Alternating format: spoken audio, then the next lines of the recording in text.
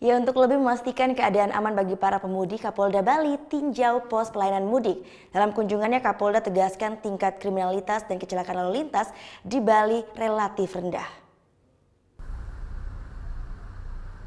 H-2 jelang Lebaran, arus mudik di Bali sudah dapat dikatakan normal. Meski para pemudik masih terlihat memadati terminal, namun keadaan arus lalu lintas di sepanjang jalan keluar Bali lancar.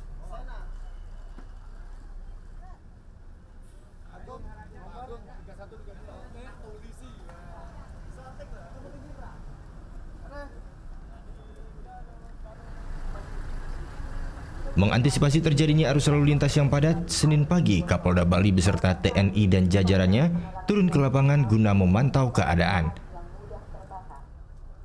Pos-pos mudik di berbagai tempat pun dikunjungi untuk dicek kembali kondisinya.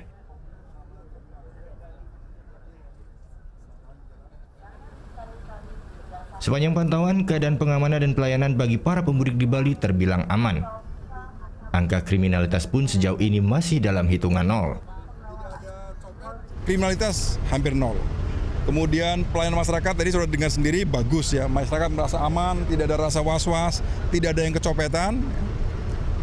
Lalu lintas juga cukup tertib.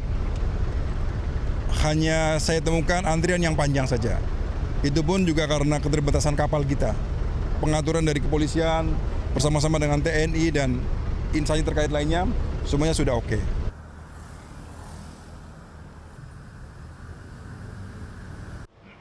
Sementara itu, Kapolda Bali Irjen Pol Sugeng Priyanto bersama Panglima 9 Udayana didampingi Wakil Bupati Jembrana juga memantau arus mudik di Pelabuhan Gilimanuk untuk memastikan proses pengamanan selama arus mudik Lebaran.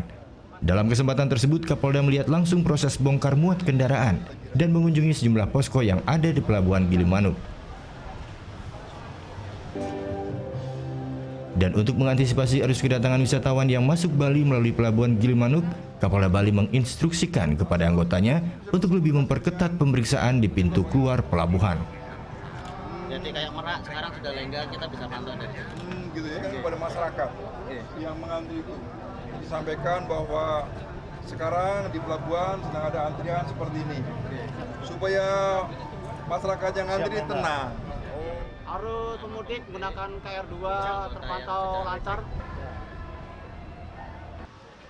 Selain melakukan pemeriksaan manual dan alat-alat pemeriksaan manual seperti metal detector dan mirror set, polisi juga akan melibatkan anjing pelacak untuk menghindari masuknya narkotika dan barang-barang yang membahayakan. Tim Liputan melaporkan untuk NET.